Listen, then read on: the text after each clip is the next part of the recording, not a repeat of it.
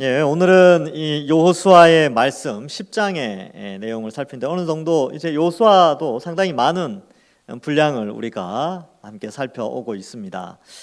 이 이제 여호수아가 여러분들 이제 과거에는 읽으면 저는 그랬습니다. 제가 이 다독을 하거나 이렇게 할 때는 쭉 읽으면서 사실은 앞에 했던 내용들을 자꾸 잊어버리고 이게 왜 이 연관성이 있지? 왜 이 전투가 등장하지? 이런 개념들이 없이 그냥 막 읽었어요. 왜냐하면 하루 석장을 읽어야 되니까 읽어야 되니까 앞에 내용 신경 쓸 틈이 없는 거예요. 왜냐하면 그 다음 내용 빨리 읽어가야 그 다음 또 목표도 채우고 하니까. 예전에는 그랬습니다.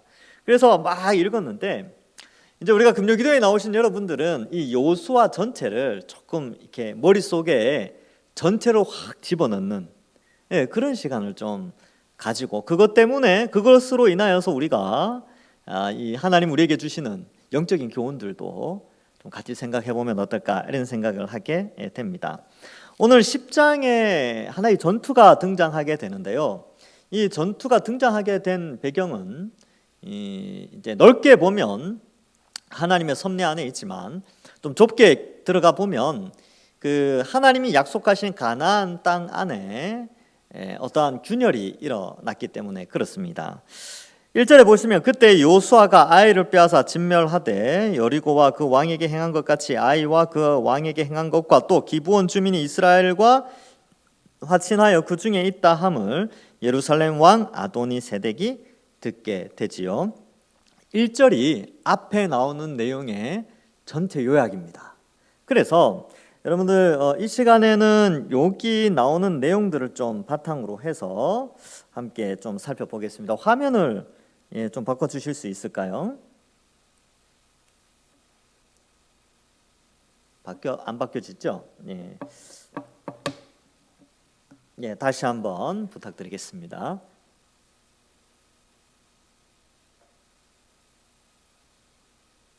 안 바뀌면 그냥 말로 하겠습니다. 바뀌었습니다. 이 앞에 나왔던 내용들을 잠시 요약을 하면요, 이제 요단강을 이렇게 건너게 됩니다. 그래서 이렇게 이제 건너죠. 길갈에 머물면서 여리고를 여기를 점령하죠. 그리고 여리고를 점령한 다음에 아이를 점령하고요.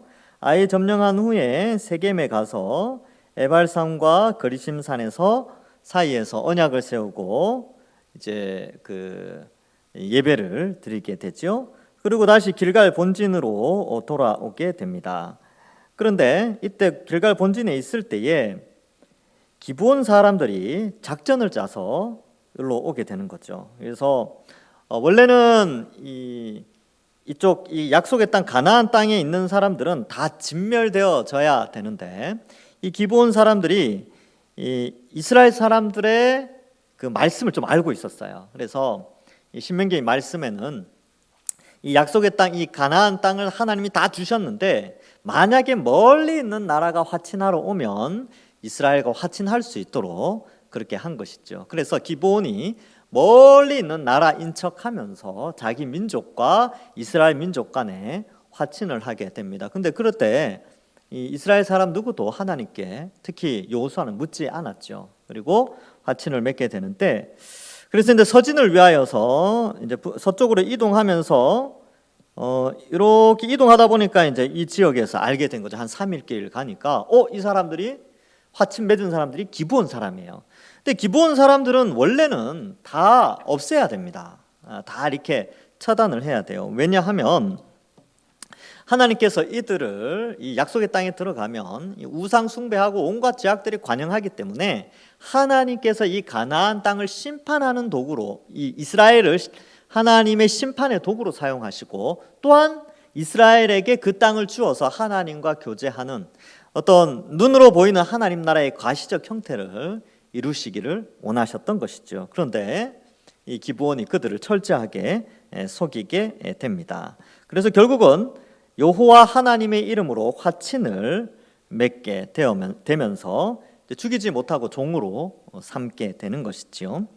근데 지금 이 상황 속에서 어떤 일이 벌어졌냐면 여러분 여기 도시가 좀 중요한데 이 1절 끝부분에 이런 상황이 벌어졌다는 것을 예루살렘 왕이 알게 됩니다. 예루살렘이 어디냐면 요 기브온이 여기 있죠. 기브온이 여기 있는데 예루살렘은 바로 요 밑에 있어요. 그리고 2절에 보니까 이 예루살렘 왕의 이름이 아도니세덱인데 크게 두려워하였다라고 표현하고 있어요. 그리고 이는 기브온은 왕도가 같은 큰 성이며, 그러니까 예루살렘이나 기브온이나 성의 크기가 비슷했다는 거죠. 그리고 아이보다 크고 이 기브온 사람들이 연약한 사람들이 아니었다는 거예요.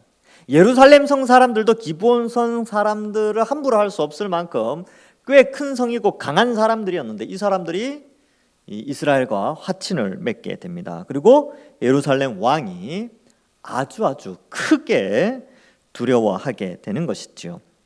여러분, 이 장면을 보면서 우리가 이런 거 생각해 봐야 돼요.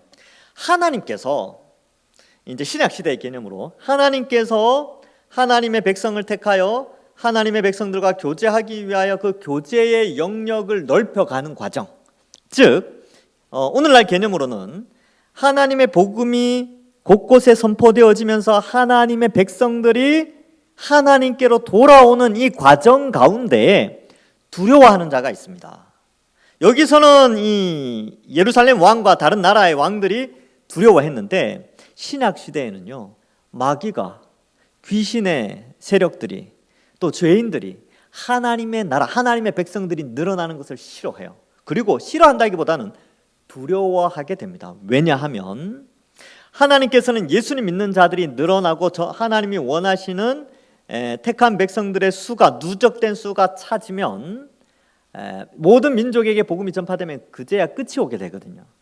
끝이 오면 어떻게 되냐면 마귀와 귀신의 세력들, 죄인들은 다 지옥 불못에 떨어지게 됩니다. 그러니까 하나님의 백성의 숫자가 늘어나면 늘어날수록 마귀와 귀신의 세력들은 더 두려워하면서 이것을 더 숫자가 늘어나지 않도록 끊임없이 방해하게 되는 것이죠. 그리고 여러분, 우리가 마귀를 두려워할 필요가 없어요. 왜냐하면 마귀가 우리를 두려워합니다. 왜? 우리가 복음 많이 전할까 봐. 우리 때문에 예수 믿는 사람들 많이 늘어나서 하나님 백성들이 많이 늘어날까 봐 마귀가 두려워하고 있는 것이죠. 자, 그래서 어떻게 하느냐 하면 이 예루살렘 왕 아도니세덱이 공포감에 휩싸여서 어떻게 하냐면 주변 나라들을 모으게 됩니다. 여기 3절에 보면 예루살렘 왕 아도니세덱이 헤브론 왕 호함과 그리고 야르뭇 왕 비람과 라기스 왕 야비아와 에글론 왕 드빌에게 보내어 이르되, 이제 연합 작전을 피는 것이죠. 여기 보면 헤브론 왕이라고 되어 있죠. 헤브론이 여기 있습니다. 예, 여기 있지요. 그 다음에 야르뭇이라고 되어 있는데 여기 야르뭇이 요 지도에는 안 나와 있는데 여기 아세가 위쪽에 이렇게 야르뭇이 있습니다. 그 다음에 라기스 왕이 여기에 있지요. 에글론 왕이 여기에 있습니다. 그러니까 지금 기브온이 여기 있고 이렇게 그죠? 서로 이렇게 연결되어 있는 것이죠. 요 5개 나라 도시 국가의 왕이 이제 연합하여서 어떻게 되냐면 기브온을 치게 됩니다. 아니, 연합해서 길갈에 있는 이스라엘을 치는 것이 아니라 기브온을 치는 거예요. 기브온에게 전쟁을 하게 되는 것이죠. 왜냐하면 이들이 이스라엘과 화해를 했다라고 하니까 이 전쟁을 벌이게 됩니다. 그래서 전쟁하기 위해서 기브온으로 이 5개의 왕들의 군대가 기브온으로 몰려오게 되는 것이죠. 예, 화면을 이제 그 지도를 잘 생각하시고 이제 머리에 또 올리면서 생각하시면 되겠습니다. 좀 이따 다시 키도록 하겠습니다. 자, 이렇게 해서 보냈죠. 근데 왜 기브온을 공격하느냐? 4절에 보면 내게로 올라와서 나를 도우라. 우리가 기브온을 치자. 이는 기브온이 요수아와 이스라엘 자손과 더불어 화친하였음이라. 이렇게 되어 있는데 왜 이러냐면 요수아 9장 1절과 2절 때문에 그렇습니다. 요수아 9장 1절과 2절에는 이런 말씀이 나와요. 이 일 후에 요단 서쪽 산지와 평지와 레바논 앞 대해 연안에 있는 헷사람과 아모리 사람과 가나안 사람과 브리스 사람과 히윗 사람과 여부수 사람의 모든 왕들이 이 일을 듣고 모여서 일심으로 요수아와 이스라엘에 맞서서 싸우려 하더라. 원래 기브온도 역시 이런 도시 국가들과 연합해서 지금 서진하고 있고 북진과 남진하려고 하는 이 여호수아와 이스라엘 군대에 연합해서 대항하려고 했는데 기브온이 배신을 했어요. 기브온이 다 이렇게 이제 머리를 튕긴 거죠. 야, 우리는 살아남아야 되겠다. 우리가 어떤 도시인데 말이야. 그러면서 이제 주변 다른 가나안 족속들과 이 연합을 깨트리고 이스라엘과 화친을 하게 됐죠. 그러니까 연합을 하기로 했던 다른 나라들이 이 기브온이 어때요?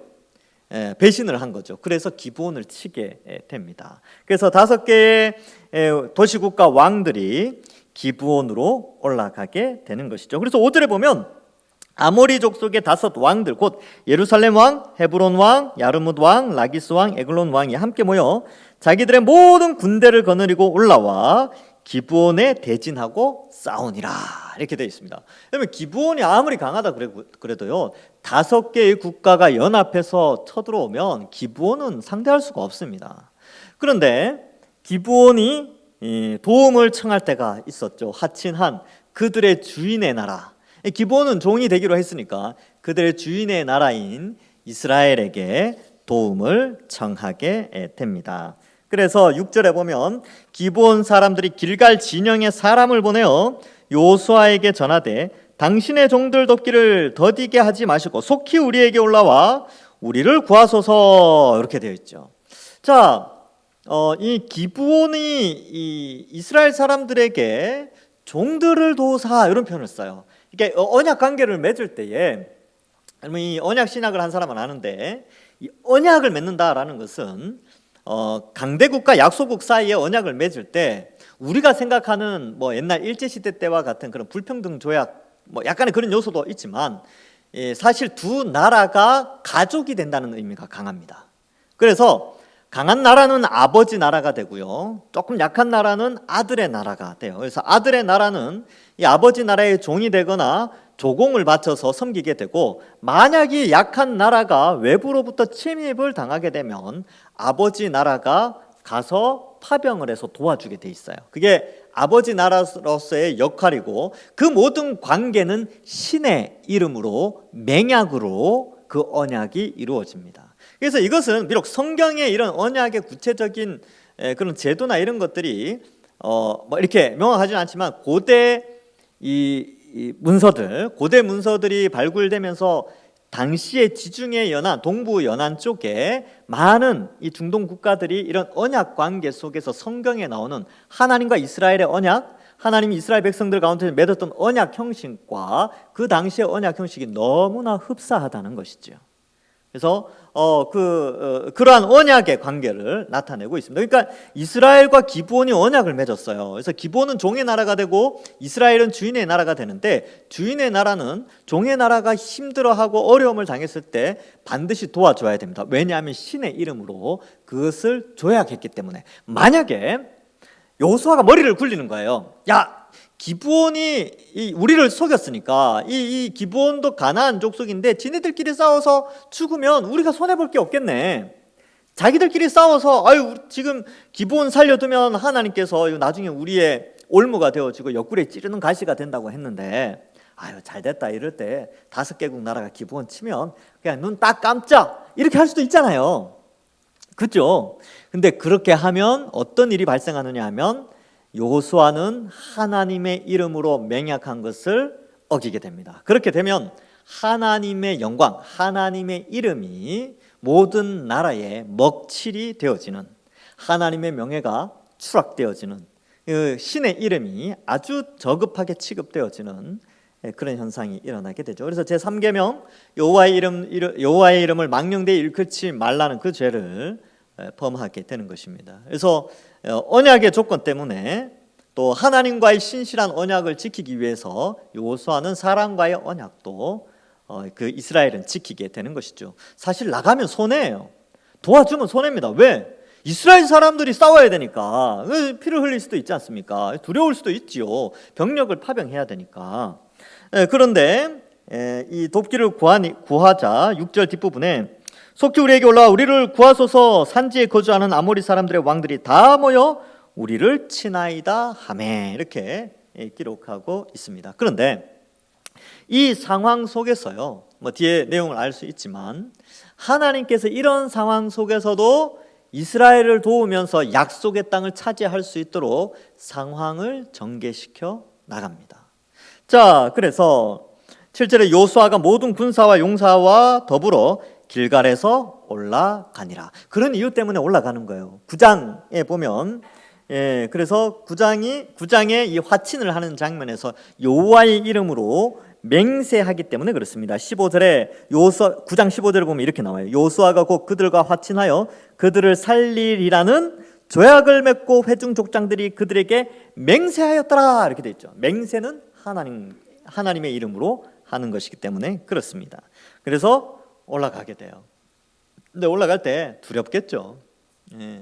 왜냐하면 이 원망을 들을 수 있잖아요. 예를 들어서 파병을 했는데 이스라엘 군대에 큰 손실이 일어났다. 왜냐하면 5개국의 연합군이잖아요. 도시국가가 아주 튼튼하게 정립되어 있는 그런 도시국가의 군인들이 이스라엘과 기브온과 싸워서 또 어쨌든 어떤 싸움이 일어나든지 피해를 입게 되면 백성들이 원망할 수 있어요. 아니 괜히 화친해가지고 속아가지고 막 지도자들이 그것도 분별 못해서 속아서 화친을 맺고 지금 이 상황이 벌어졌지 않느냐고 백성들이 원망할 수 있지 않습니까? 그러니까 두려울 수 있죠. 그리고 전쟁이라는 것은 아무리 뛰어난 장수라도요, 전쟁은 두려운 겁니다. 전쟁은 어쨌든 일어나면 안 돼요. 왜냐하면 누군가는 비참하게 죽기 때문에 그렇죠. 지금 뭐 우리가 지금 우크라이나 러시아 전쟁 이런 뭐 뉴스들을 보면 알 수 있지 않습니까? 그 아이들 얼마나 불쌍합니까? 그러니까 어쨌든 많은 사람들이 죽어 나가는 것은 너무나 큰 피해를 가지고 있기 때문에 요수아가 이 두려움이 있었지만 언약을 지키기 위하여서 올라갔죠. 그때 하나님 나타나십니다. 8절에 보면 그때 여호와께서 요수아에게 이르시되 그들을 두려워하지 말라. 왜 이런 말을 했을까요? 두려움이 있으니까 어쩔 수 없습니다. 요수아는 모든 전쟁에서 두려움이 없었을까요? 아니요. 모든 전쟁에 아무리 뛰어난 장수도 두려움이 있습니다. 어쩔 수 없는 거예요. 그렇지만 하나님이 계시기 때문에 그 두려움을 이겨 나가는 것이지요. 우리도 마찬가지지 않습니까? 우리가 죄와 싸워 나가고 이 거대한 이 시대에 하나님을 믿지 않은 수많은 사람들 가운데 신앙을 지키고 그리스도인으로서 죄와 싸워 나가고 문화와 이 시대의 문화와는 다른 이 시대의 상식과는 다른 성경적 상식과 성경적 가치관을 나타내려고 할 때 얼마나 두렵습니까? 두렵죠. 항상 두렵죠. 그럼에도 불구하고 그때마다 하나님은 말씀을 우리에게 보내셔서 우리를 위로하십니다. 오늘도 마찬가지죠. 요수아의 전투 앞에서 하나님이 항상 간섭하셔서 구속의 역사를 일으키시는 것이죠. 그때 여호와께서 8절에 요수아에게 이르시되 그들을 두려워하지 말라. 내가 그들을 내 손에 넘겨주었으니 그들 중에 한 사람도 너를 당할 자가 없으리라 하신지라. 여기 내 손에 넘겨주었으니 과거형이에요. 앞에서 계속 하나님께서 요수아에게 나타나서 전쟁 가운데 내가 너희 손에 넘겨주겠다라고 할 때 항상 과거형을 씁니다. 이미 끝났다는 것이죠. 이 전쟁은 끝났다 라는 것을 말씀해 주고 있는 것입니다. 자, 그래서 요수아가 이 전쟁에 뛰어들게 되는 것이죠. 그런데 하나님이 이렇게 돕는 이유가 있습니다. 왜냐하면 앞에도 말씀드렸다시피 가나안 땅은 지금 죄악이 관영해요. 죄악이 가득 찼습니다. 온갖 우상 숭배와 온갖 죄악들이 많이 있었기 때문에 하나님도 이스라엘을 통해서 그들의 죄악들을 다 쓸어버리기를 원하시는 것이죠. 신명기 20장 16절에서 18절에는 하나님의 계획을 이렇게 기록하고 있습니다. 오직 내 하나님 여호와께서 내게 기업으로 주시는 이 민족들의 성읍에서는 호흡이 있는 자를 하나도 살리지 말지니 곧 헷 족속과 아모리 족속과 가나안 족속과 브리스 족속과 히비 족속과 이 기본이 히비 족속이죠. 히비 족속과 여부스 족속을 내가 진멸하되 내 하나님 여호와께서 내게 명령하신 대로 하라. 이는 그들이 그 신들에게 행하는 모든 가증한 일을 너희에게 가르쳐 본받게 하여 너희가 너희의 하나님 여호와께 범죄하게 할까 함이니라. 전멸해야 되는 이유가 이들이 섬기는 신 우상 숭배가 이스라엘 백성들에게 전파되어져서 하나님께 범죄할 수 있기 때문에 그 어떤 죄도 다 없애야 된다. 그러니까 내가 하라는 대로 해라. 이것이 신명기의 말씀입니다. 그러니까 하나님이 전투 앞에서 등장하게 되는 것이죠. 자, 이렇게 하면 돼. 자, 올라가면 돼. 올라가면 내가 다 알아서 해줄게 라고 하시는 것이죠. 그래서 이 여호수아는 이 두 가지 언약을 동시에 같이 지킵니다. 이스라엘과 기브온과 맺은 언약을 지키고요, 이스라엘과 하나님과 맺은 언약을 지키게 되는 것입니다. 그래서 이 언약을 위하여서 올라가죠. 맹세를 지키는 것이죠. 우리도 마찬가지입니다. 우리가 하나님의 백성이 되었을 때에 우리가 그리스도인으로서 하나님과 언약 백성, 새 언약 백성이 되었죠. 그러한 우리는 세상 가운데서 세상 사람들이 우리를 통하여 하나님을 알 수 있도록, 하나님의 이름이 높임 받을 수 있도록 우리는 하나님께 한 맹세를 또한 지켜나가야 되는 것입니다. 여러분, 우리가 언제 하나님께 맹세했습니까? 학습 받을 때, 세례 받을 때, 유아 세례 받을 때 부모님들 자녀들 이렇게 키우겠습니다 약속했죠. 결혼할 때 성부와 성자와 성령의 이름으로 말씀 가지고 그렇게 또 살겠습니다, 그렇게 다짐하지 않습니까? 또 어떻습니까? 중직으로 임직을 받을 때 역시 그렇습니다. 저도 마찬가지지요. 여러분들도 중직자들은 마찬가지입니다. 그래서 교회 안에서나 노회에서는 목사 안수와 중직자 임직식이 간혹 있을 때마다 모든 성도들이 참여할 의무가 있습니다. 왜요? 나도 저랬지, 나도 저 서약을 맺었었지. 그 서약을 기억하는 거예요. 그 맹세를 기억하면서 지키려고 하는 것이죠. 저도 해마다 가을 노회 때가 되면 목사 안수 때 혹은 강도사 인허 때 항상 은혜를 받습니다. 그랬지, 내가 2005년도에 저렇게 고백했었지. 내가 벌써 17년째인데 이제 올해 18년째죠. 내가 목사가 돼서 18년째 지금 접어들었는데, 그래, 내가 저 맹세했는데 내가 지금 잘 지키고 있는가? 제가 이제 기억하는 것이죠. 그래서 자신이 하나님께 한 맹세를 계속 되새기면서 지켜나갈 때에, 그럴 때 놀라운 것은 하나님이 우리를 도우시고요, 세상 사람들이 우리를 통하여 하나님을 높이게 됩니다. 그래서 저 장로님이 믿는 하나님은 진짜 하나님이야. 저 장로님 통해서 저 장로님 진짜 예수 믿는 사람 맞아. 저 안수 집사님은 진짜 몰랐는데 진짜 잘 믿네. 저 권사님 그래, 저 권사님 믿는 하나님이라면 진짜 하나님이지. 저 집사님이 믿는 하나님이라면 하나님이지. 저 형제 자매가 믿는 신은 진짜 신이야. 그 주변 사람들이 그렇게 알게 된다니까요.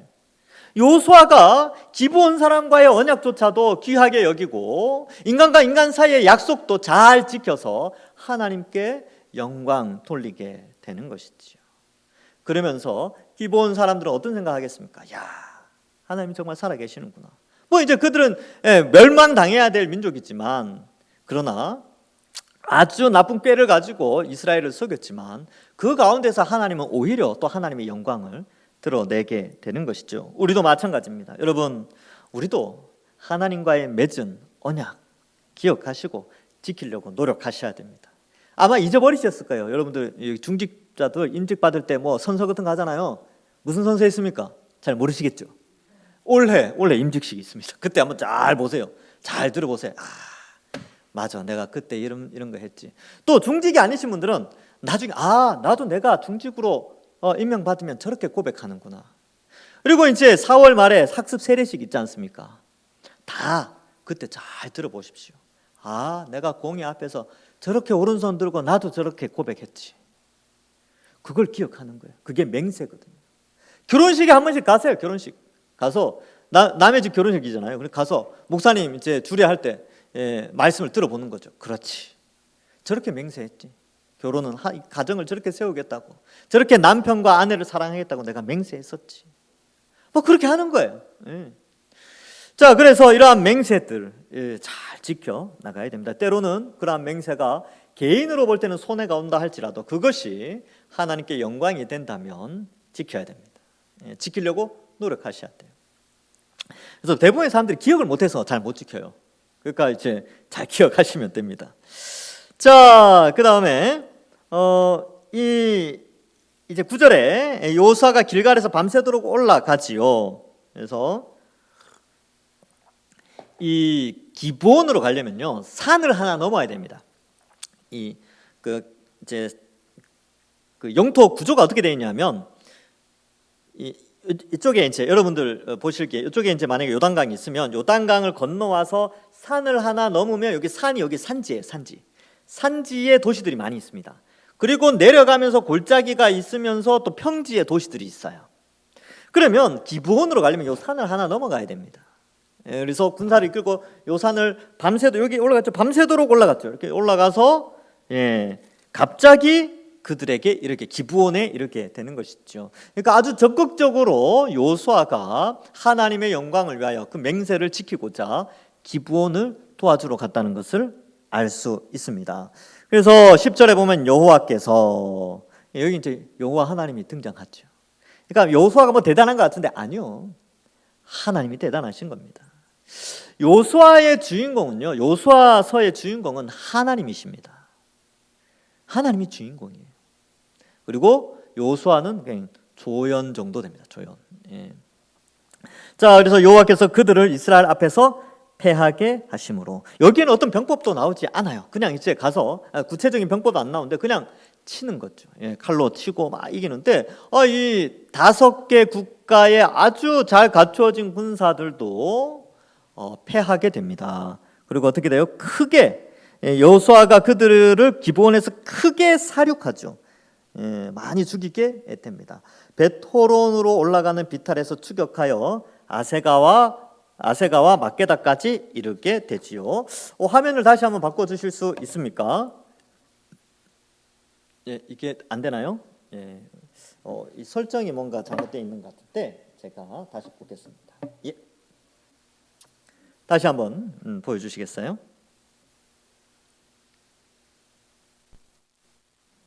좋습니다. 자, 이거 복잡하게 되어 있는데 지금 보시면 여기 야르무기 있고요. 자, 여기 지명이 몇 개 나오죠. 벳호론이라는 데가 나옵니다. 벳호론이 여기입니다. 여기 벳호론이 나오죠, 그렇죠? 그래서 벳호론에 올라가는 비탈에서 추격하게 됩니다. 그러니까 여기에 있다가 기브온에 있다가 이 5개의 군대가 이렇게 올라가게 돼요. 올라가게 되고 요수아의 군대도 여기를 따라서 추격하게 되죠. 그래서 이들이 아세가와 막게다까지 이르게 되죠. 그래서 아세가가 여기에 있습니다. 그래서 이렇게 내려오는 길이고, 요 길이 아얄론 골짜기 이렇게 되는 것이죠. 그래서 아세가, 그다음 아세가 밑에 막게다가 있게 되죠. 막게다까지 이르게 됩니다. 그래서 꽤 긴 거리를 추격하면서 이 적들을 물리치게 되는 것이죠. 그래서 이 전쟁에서 여호수아가 이기게 됩니다. 쫓기는 군사들은요, 전투력이 상실해. 이미 전투력이 엄청나게 상실된 겁니다. 그리고 쫓겨가죠. 쫓아가는 군인들은요, 사기가 이미 올라가 있기 때문에 아주 신나게 쫓아가서 싸움에서 이기게 되는 것이죠. 화면을 다시 바꿔주시면 되겠습니다. 자, 이런 지리적인 이해도 조금 알 필요가 있어요. 그러면 이 요수아를 나중에 다시 읽을 때, 10장을 다시 읽을 때 기억이 나요. 그때 그 그림, 위치가 이 정도 되겠구나. 이 지역들이 이 예루살렘을 중심으로 해서 이 서쪽에 이런 지형들 속에서 이런 도시들이 있구나라는 것을 알 수 있죠. 물론 여기에 지명으로 나온 것들 정확한 위치는 아니지만 대체적으로 이 위치가 맞을 것이다 라고 추정을 하는 것이죠. 11절에 그들이 이스라엘 앞에서 도망하여 벳호론의 비탈에서 내려갈 때에 여호와께서 하늘에서 큰 우박덩이를 아세가에 이르기까지 내리심에 그들이 죽었으니 이스라엘 자손의 칼에 죽은 자보다 우박에 죽은 자가 더 많았더라. 그러니까 우박이 얼마나 크냐면요, 이게 하늘에서 떨어져서 사람에게 맞아서 죽을 정도예요. 제가 이제 가끔 그 뉴스 같은 거 보니까 우박이 야구공만한 우박이 있어요. 이게 이제 하늘에 떨어졌는데 차유리 있지 않습니까? 차유리를 이렇게 뚫을 정도니까. 근데 이 병사들을 다 죽일 정도였으니까 엄청나게 크거나 아니면 내리는 속도가 엄청났거나 그들을 죽였죠. 그래서 앞에서 막 쫓아가는데 앞에서 막 도망가고 뒤에서 쫓아가는데 희한하게 이 우박이 앞에 도망가는 이 5개국 연합국에만 이 우박이 떨어진 거예요. 이게 놀라운, 이게 신적 기적이죠. 다른 걸로 설명할 수 없습니다. 왜냐하면 그 우박이 뒤쪽으로 또 내렸으면 이스라엘 군대가 다치잖아요. 그래서 우박에 맞아서 죽은 자가 많은데 그 가운데 살아있는 자들은 또 뒤에 이스라엘 군대가 가면서 그들을 다 처단하게 되는 것이죠. 그들을 살려두면 안 됩니다. 왜냐하면 그들은 우상을 섬기고 온갖 죄악들이 관영한 자들이기 때문에 그 거룩한 땅에서 죄악을 남겨둬서는 안 되기 때문입니다. 그래서 우박에 많은 사람이 죽게 되죠. 근데 여기서 강조하는 것은 뭐냐면 칼에 죽은 자보다 우박에 죽은 자가 훨씬 많았다. 왜 이 표현을 썼을까요? 왜냐하면 하나님이 이기게 하셨다는 거예요. 하나님이 그들을 치셔서 그 모든 죄악들을 쓸어버리셨다라는 것입니다. 여러분, 왜 하나님이 이렇게까지 간섭하시는 줄 아십니까? 왜냐하면 하나님의 백성들, 이 이스라엘 백성들에게 그 땅에서 안식을 주기 위하여, 하나님과 교제하며 하나님 나라를 이루며 그 가운데서 그 백성들이 복을 받고 하나님 뜻에 순종하면서 복을 받도록 하기 위하여 그 어떤 죄악도 남겨두지 않아야 되기 때문에 하나님은 그 모든 죄악들을 쓸어버리시는 것이죠. 그 죄악들을 다 심판하게 됩니다. 그래서 이 요수아의 장면은요, 단순히 과거 3500년 전에 있었던 전쟁이 아니라 이 전쟁은 오늘날 우리와 아주 밀접하게 관련이 되어져 있다는 것입니다. 여러분, 우리가 하나님 백성이 되는 것도 하나님의 주권에 의해서 됐죠. 하나님의 긍휼하심, 하나님의 택하심이죠. 그래서 은혜로운 주권적 택하심, 이런 표현을 씁니다. 은혜의 주권적 택하심. 하나님이시니까 하나님이 왕으로서 그의 백성을 은혜로 주권적으로 선택을 하십니다. 성령을 부어주셔서 복음을 듣고 믿게 하시죠. 그리고 그들을 어디로 인도하시냐면 참 안식의 하나님 나라로 인도하세요. 우리가 그것을 획득하는 것이 아니라 하나님이 그것을 준비시켜 놓고 있다는 것이죠. 그래서 하신 일이 십자가를 지셨어요. 성자 하나님이 이 땅에 오셔서 우리에게 영원한 하나님 나라의 그 안식을 주시기 위하여 우리의 죄의 형벌을 대신하여 십자가에 죽으시고, 누구든지 그 예수님을 믿는 사람은 바로 구원받는 백성이 되게 하셨고, 마귀는 그 십자가 앞에서, 그 예수님의 십자가와 부활 앞에서 패배하게 되어진 것이죠. 패배자가 된 것입니다. 그 힘을 현격하게 잃게 되고, 예수님의 초림과 재림 사이에 이제 수많은 하나님의 백성들이 몰려지게 되고, 이제 누적 숫자가 늘어나게 되지요. 그리고 과거에는 이런 땅의 개념이 있었는데 이제는 성령이 우리 속에 오셔서 우리 자체가 땅이 되어버렸어요. 오히려 우리 자체가 땅, 그보다 더 거룩한 이름 새 예루살렘으로 하나님이 우리를 불러주신 것입니다. 그리고 어떻게 해요? 마지막에 영원한 참 안식을 우리에게 주시기 위한 것이죠. 그렇기 위하여 인간인 우리는, 이미 구원받은 우리는 뭘 하느냐?